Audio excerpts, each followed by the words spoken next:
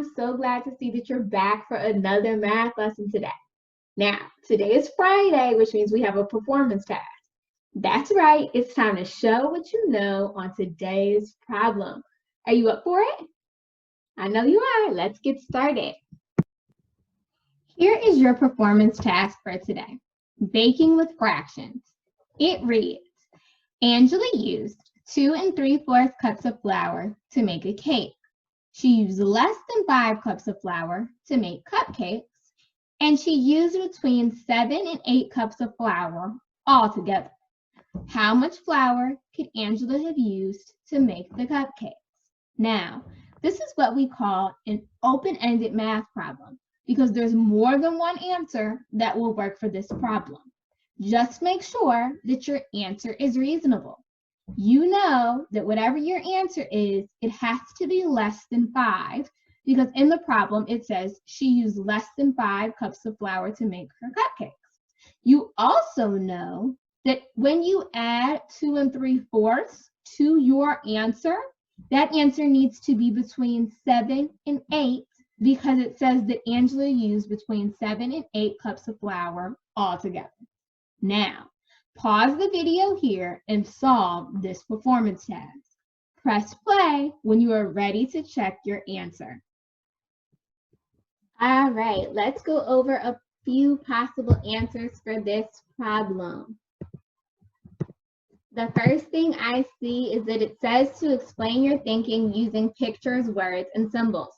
So one way I could explain this problem using pictures is by using an area model. I know that in the problem, it says Angela used 2 3/4 cups of flour to make a cake. So if I model 2 3/4 using an area model, that's what you'll see here. I have 1, 2 3/4 cups, and that amount shows the amount of flour that Angela used to make a cake. So this is the amount of flour she used for a cake. I'm trying to figure out how much flour Angela used for cupcakes. I know that that amount has to be less than 5 cups of flour, and it needs to be all together. When I add everything up at the end, it needs to be somewhere between 7 and 8. If I just add 1/4 more cup, yes, that's less than 5 cups, but when I add everything together, 1, 2, 3, I only have 3 whole cups, so that wouldn't work. If I added 1 more whole cup, now I'm saying that she used 1 whole and 1/4, so 1 1/4, which yes, is less than 5 cups, but it does not fall between 7 and 8 when I add everything together. When I add everything together, I have 1, 2, 3, 4 whole cups of flour. So let's say that I added 3 more whole cups of flour. Now I have 1, 2, 3, 4 and 1/4 cups of flour, which is less than 5, so that works. And I also need to know if it falls between 7 and 8 when I add it all together. So when I add it all together, I have 1, 2, 3, 4, 5, 6, 7. So this answer works. So for the amount of flour that Angela used for cupcakes, one possible solution is 4 1/4 cups. And if I put that in a sentence, I could say that Angela used 4 1/4 cups of flour to make the cupcakes. So that's one possible answer that you could have gotten for this problem. Now, another possible solution to this problem is you could have explained your thinking by using a tape diagram. So the first thing I'm going to do is make my bar. I know that this whole bar needs to represent somewhere between 7 and 8. If I wanted to get exactly between 7 and 8, I could say that this bar represents 7 1/2. You didn't have to get exactly between, but let's just say that that's what I wanted. Now, I can represent the first part of my tape diagram is the amount of flour that Angela used for a cake, which is 2 3/4. So I know that part, and I know that my whole bar needs to represent 7 1/2. But this is the part that I don't know, the amount of flour that was used for the cupcakes. Now, I do know that if I add the amount of flour that was used for the cake with the amount of flour that was used for the cupcakes, I should get 7 1/2. And I know that the opposite of addition is subtraction.